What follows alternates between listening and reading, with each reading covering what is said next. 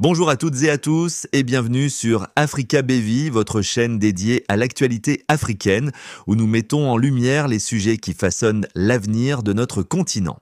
Aujourd'hui,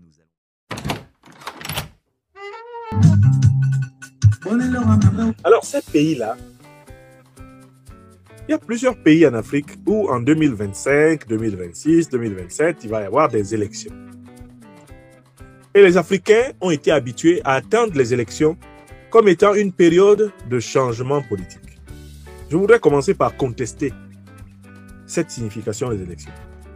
Le fait qu'il y ait des élections ne signifie pas automatiquement qu'il va y avoir un changement politique. Pourquoi? Mais parce que l'élection, dans la plupart des pays africains, est un rituel purement symbolique et artificiel de reproduction du pouvoir en place.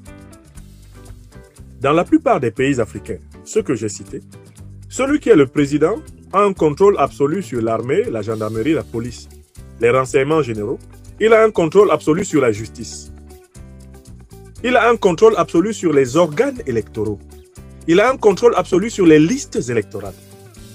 Dans la plupart de ces pays-là, celui qui est au palais présidentiel, c'est lui qui décrète la nature du résultat. C'est lui qui décrète la nature du résultat. Par conséquent, dans des pays où le président contrôle l'armée, contrôle la gendarmerie, contrôle la police, le président contrôle la justice, le président contrôle la commission électorale, l'institution électorale, le président est le maître exclusif des listes électorales. Dans tous ces pays-là, ce qui va avoir lieu, ça ne mérite pas le nom d'élection. Un pays où un candidat à l'élection a tout pouvoir sur l'organisation électorale. Ce n'est pas un pays où ce qui se passe mérite d'être appelé élection. Nous devons trouver un autre nom pour déjà habituer les Africains à ne pas mettre le mot élection sur n'importe quoi. On va appeler cela en français une parodie.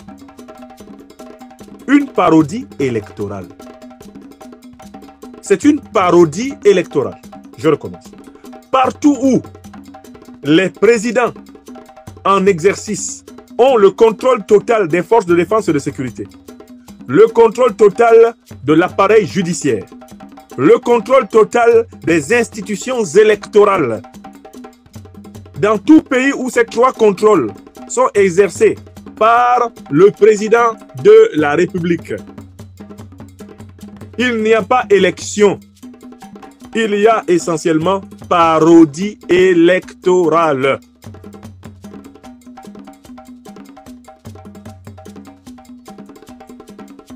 Là, je vois les gens là au Cameroun et ils disent 2025 il y a élection. Il n'y a pas élection au Cameroun. On dit en Côte d'Ivoire il y a élection en 2025. Il n'y a pas élection. Ce n'est pas une élection qui se prépare là. En Côte d'Ivoire. Ce n'est pas une élection. On dit qu'il va y avoir élection au Togo. Ce n'est pas une élection qui se prépare. Ce n'est pas une élection qui se prépare. Au Cameroun, en Côte d'Ivoire, au Togo, le président contrôle toutes les institutions, y compris l'institution électorale. C'est lui qui décrète le résultat. C'est la situation. C'est cette situation qui est en train de se matérialiser en République centrafricaine. C'est cette situation que nous avons au Gabon. C'est cette situation que nous avons en Guinée équatoriale. C'est cette situation que nous avons au Congo. Et c'est cette situation que Patrice Talon est en train de tout faire pour réaliser au Bénin. C'est cette situation que nous avons toujours eue au Tchad. Ce n'est pas parce qu'il est maintenant président maréchal qu'on oubliera que de toutes les façons, c'est lui qui contrôle au Tchad toutes les institutions. Même Masra, en s'associant à lui comme Premier ministre, avait accepté qu'il se proclame président élu. Au Tchad, Masra, là, l'accord de Kinshasa, ça signifiait reconnaître au président Mahamat Idriss Déby Itno le droit à être déclaré élu. Masra fait semblant maintenant d'avoir... Masra nous fait au Tchad le syndrome de la femme enceinte qui est effrayée à la vue d'un doigt de banane. Toi, tu as déjà vu une femme enceinte qui est effrayée par la vue d'un doigt de banane?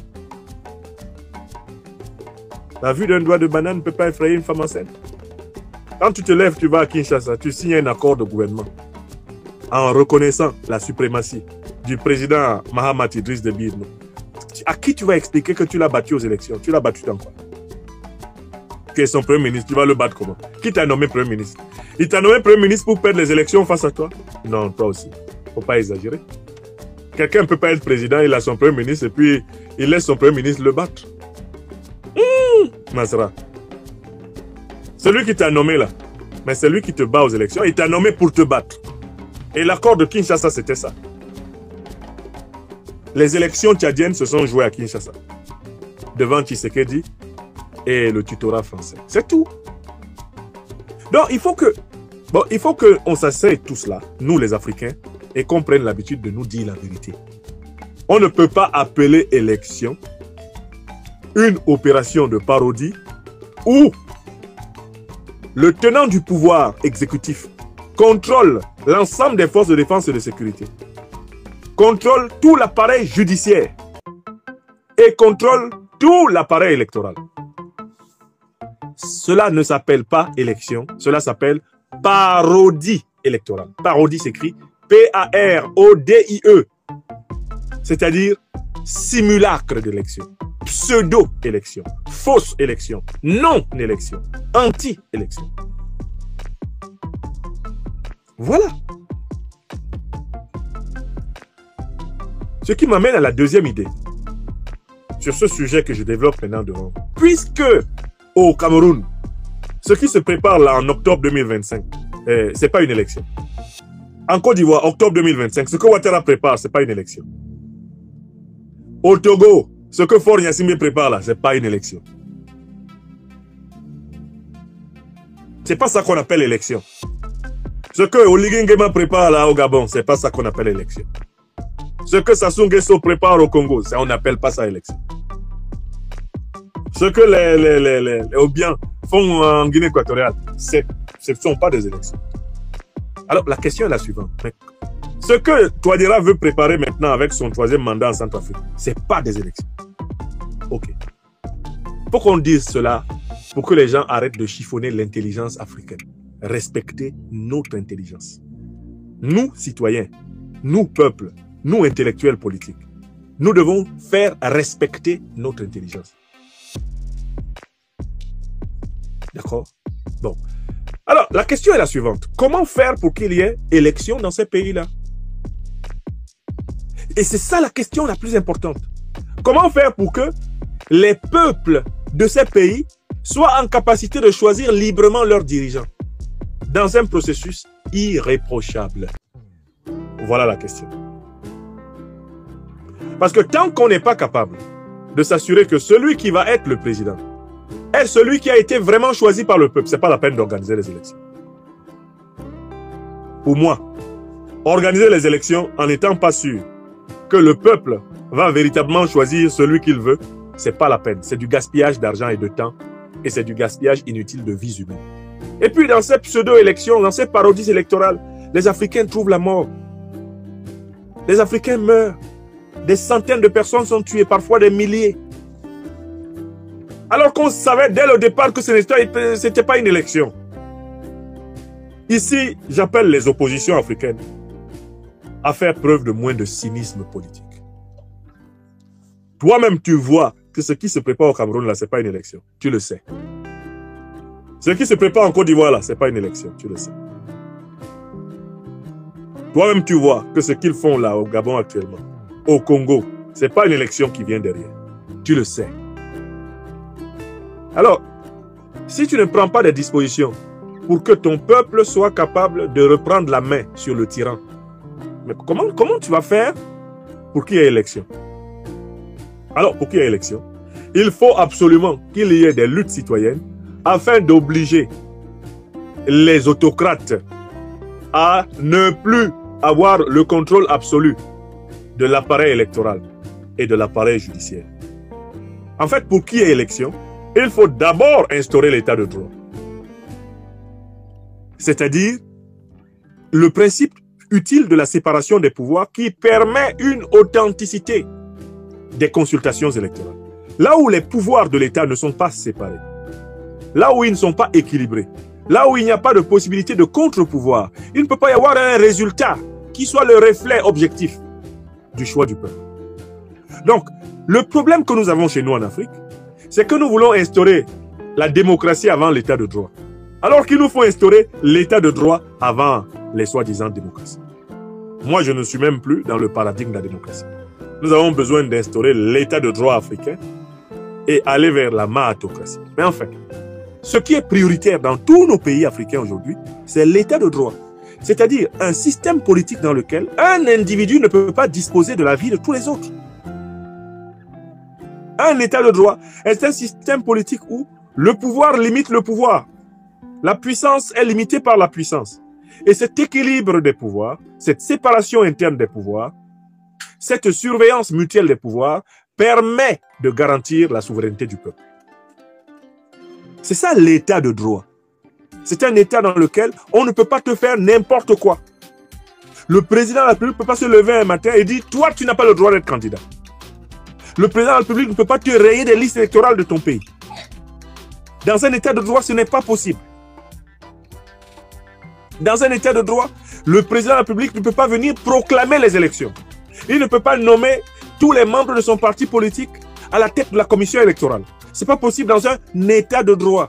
Nous voulons avoir la démocratie alors que nous n'avons pas l'état de droit. On ne peut pas avoir de démocratie si on n'a pas d'abord un état de droit. Seul un état de droit rend possible un régime dit démocratique.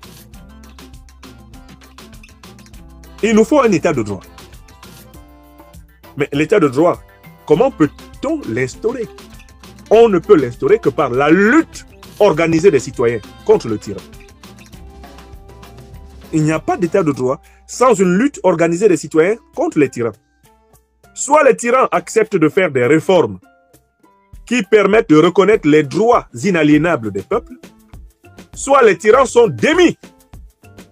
Et les peuples instaurent précisément cette séparation, cet équilibre des pouvoirs, et à ce moment, les peuples peuvent librement choisir leurs dirigeants.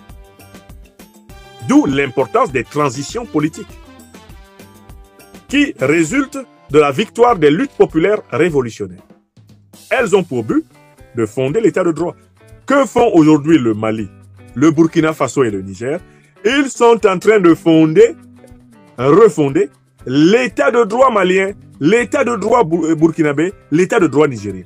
Tant que vous n'avez pas l'état de droit, vous ne possédez pas vous-même les mécanismes du respect mutuel, les mécanismes de la liberté protégée et partagée de tous envers tous. Tant que vous ne possédez pas cela, aller aux élections, c'est un suicide.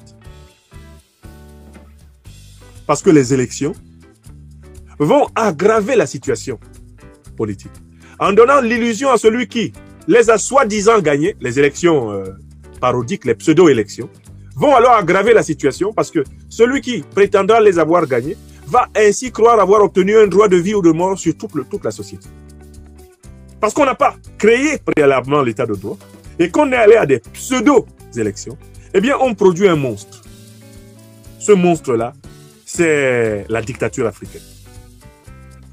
Les pseudo-élections ne sont que des exercices de validation de ces monstruosités que sont les dictatures africaines. Voilà pourquoi il faut privilégier la lutte populaire pour l'instauration de l'état de droit à la précipitation pour participer à une foire électorale dont on sait d'avance qu'elle est perdue. Elle est perdue par celui qui ne détient pas l'appareil de sécurité. Elle est perdue par celui qui ne détient pas l'appareil judiciaire. La foire électorale, la foire de la parodie électorale est perdue par celui qui ne contrôle pas la commission électorale. Elle est perdue. Et les oppositions africaines, au Cameroun, en Côte d'Ivoire, dans tous les pays où l'appareil d'État est confisqué par le chef d'État local, elles ont un devoir de mener la lutte de l'état de droit. On n'aura pas de vraie élection si on n'a pas d'abord instauré l'état de droit. C'est-à-dire un système politique qui ne puisse plus être capturé par un individu et son clan. L'état de droit, c'est-à-dire un système politique qui ne puisse plus être capturé par un individu et son clan. C'est par là qu'on doit passer. Or, j'observe que les Africains, on les amène un peu trop facilement et même un peu trop moutonnièrement vers les parodies électorales. Et puis ils vont aussi. Et puis les Africains, ils ont un truc qui me fait parfois mal, certains Africains du reste. Ils sont étonnés après. Eh, grand prof, c'est ce que tu avais dit, hein? C'est ce que tu avais dit, c'est ce qui est arrivé. Non, je ne veux pas que vous me disiez ça. Surtout mes frères et sœurs camerounais. Ils sont spécialistes des constats de médecins après la mort. C'est pas ce que je vous avais dit. C'est ce que je suis en train de vous dire maintenant. Vous êtes là dans le charabia électoraliste. Ouais, on va... Inscrivez-vous dans les listes électorales. Qui vous dit que Paul Biya regarde les listes électorales? Est-ce que vous avez les listes électorales de Paul Biya? Les listes électorales de Paul Biya n'ont rien à voir avec celles même qu'il y a à Elekam. Les listes électorales de Ouattara n'ont rien à voir avec celles qu'il y a à la CEI. Ça n'a rien à voir. Ouattara a ses listes. Il fera voter dans sa tête qui il veut. Il donnera des suffrages comme il veut. Il part du principe qu'il détient l'armée, il détient la police, il détient... C'est comme ça au Togo. Faure Gnassingbé s'en fout. Les listes, c'est lui. La commission électorale, c'est lui. L'armée, la police, la gendarmerie, c'est lui. Le résultat, c'est lui. Voilà. Ce sont des gens qui méprisent leur peuple parce qu'ils possèdent la puissance armée et que leurs peuples sont braqués. C'est ça Paul Biya. Paul Biya, c'est un braqueur du peuple camerounais. C'est pas autre chose. Et une fois qu'il sait que vous êtes tous braqués, mais il organise tout ce simulacre. Ah, les élections, je n'ai jamais pris le pouvoir par coup d'État. Monsieur Biya, vous n'avez fait que des coups d'État. Des coups d'État civils. Monsieur Ouattara, vous êtes un spécialiste, vous êtes un putschiste civil invétéré. On doit dire au président Faure Gnassingbé qu'il a fait des coups d'État civils au Togo. Si on ne dit pas ça, on méprise le peuple togolais. C'est pas bien. Il ne faut pas mépriser le peuple togolais. Parce que c'est un peuple qui mérite la considération que nous avons pour tous les autres peuples. Si on ne dit pas la vérité sur ce qui se passe là-bas, ça nous invalide pour dire la vérité ailleurs. J'ai parlé plusieurs fois du Tchad et expliqué que le retard politique du Tchad vient du fait que la mort flotte dans l'air de la politique tchadienne. Autant le président tchadien est menacé en permanence de mort, autant tous les opposants tchadiens peuvent être tués à tout moment. Donc voilà un pays où la mort flotte sur tout le monde en permanence. Comment voulez-vous qu'on fasse la politique au sens noble du terme si on est constamment assailli par la peur de mourir? Voilà le Tchad. Voilà le Tchad. Le Cameroun, c'est ça. Tu n'es pas d'accord avec Biya, tu es déjà en danger d'emprisonnement. Tu es en danger de coups et blessures. Tu es en danger de mort. Mais ça ne peut pas se résoudre par autre chose que la lutte populaire. Les peuples doivent forcer les autocrates à reconnaître leur puissance. C'est le peuple qui a la puissance. Et les autocrates accepteront soit par des réformes, soit par des révolutions. Il n'y a pas de façon d'obtenir un état de droit. Soit l'autocrate recule et accepte les réformes, soit l'autocrate est renversé par une révolution. C'est comme ça, ça ne se passe pas autrement sur la terre. Vous n'aurez jamais de véritable élection s'il n'y a pas de réforme véritable. Eh bien, des États, pour qu'ils soient des États de droit, ou s'il n'y a pas de révolution qui instaure les États de droit. Voilà la vérité qu'il faut dire aux Africaines et aux Africains. Et arrêtons de nous cacher derrière nos petits doigts. Tout cela ne vient pas du ciel, comme la manne qui est racontée dans la Bible. Tout cela provient de la lutte populaire organisée et déterminée. Il faut, à chaque fois, une lutte populaire organisée et déterminée. C'est tout. Ce sont les luttes populaires organisées et déterminées qui permettent d'obtenir les réformes et les révolutions. Voilà ce qui nous pend au nez dans tous ces pays-là. Donc, s'il vous plaît, en 2025, là, arrêtez de nous pomper les oreilles dans les pays dictatoriaux avec les histoires de élection. Il y a quelle élection? Il n'y a pas d'élection en dictature. Celui qui appelle ce qui se passe en dictature là élection, soit c'est un ignorant, soit c'est un hypocrite. Et moi, je m'adresse surtout aux ignorants. Parce que les hypocrites, on ne peut pas les changer. Ils vont continuer à se mentir et à mentir aux gens. Je m'adresse aux ignorants. Sortons de l'ignorance. Nous connaissons la nature profonde des régimes autocratiques africains. Et nous savons que ces régimes ne produisent jamais cette chose-ci, qui s'appelle élection. Libre choix par un peuple de ses dirigeants. Demander à une autocratie de produire des élections, c'est exactement comme si vous demandiez à un chien de donner naissance à un éléphant. On peut faire ça. Toi-même, tu regardes le régime là comme ça, tu vois que c'est une dictature. Et puis tu espères que ce régime-là va connaître un changement par les élections. C'est un peu comme si tu vois passer un chien. Ah, tu dis, j'ai acheté un très beau chien, je crois qu'il va m'accoucher un joli éléphanto. Ça va là-dedans? Depuis quand un chien, une chienne va accoucher un éléphanto? Depuis quand une dictature va organiser des élections pour perdre le pouvoir? Ah! Quand vous regardez la tête de Ouattara Draman, de Biya, de Faure Gnassingbé, vous pensez que ces gens-là organisent des élections pour les perdre? C'est impossible dans leur tête d'ailleurs. Dans leur tête, c'est prévu que ce n'est pas une élection. Ils savent que ce n'est pas une élection. Et ils en parlent hypocrite. Les élections dans mon pays se sont déroulées. Je n'ai jamais pris le pouvoir par coup d'État. Biya dit ça en sachant que c'est faux. Il sait que c'est faux. Et que le but, c'est littéralement simplement de remplir les formulaires du FMI et de la Banque mondiale pour continuer à endetter le pays en faisant semblant de le gouverner. C'est pour ça qu'ils font ces simulacres. Et puis c'est tout. Mais sinon, lui-même, il sait qu'il n'est pas élu. Ils savent qu'ils ne sont pas élus. Ils le savent. Ils le savent. Et vous aussi, vous savez qu'ils ne sont pas élus. Donc, il y a une espèce de connivence mensongère là, entre les opinions africaines et certains dirigeants. Quittons dans ça. Battons-nous pour l'état de droit, c'est-à-dire pour les réformes préélectorales ou pour la révolution préélectorale, permettant de créer donc un état de droit. C'est dans le cadre de cet état de droit que nous aurons des élections. On pourrait les appeler pour les uns démocratiques, mais moi, je parlerai d'élections mathéocratiques. Car le système politique africain auquel nous aspirons doit s'inspirer de notre tradition africaine, de la maths. C'est l'un de mes maîtres ouvrages de cette année 2025, si Dieu m'en donne toute l'énergie. La mathéocratie ou la République africaine. Je travaille sur ce livre depuis plusieurs années. Il n'est pas facile à accoucher ça, mais j'y mets du cœur. Et par la grâce du Tout-Puissant, j'espère que 2025 le verra sortir. Après l'impérial terrorisme, qui est déjà prêt et qui sort dans quelques jours, quelques semaines à Bamako au Mali. L'impérial terrorisme.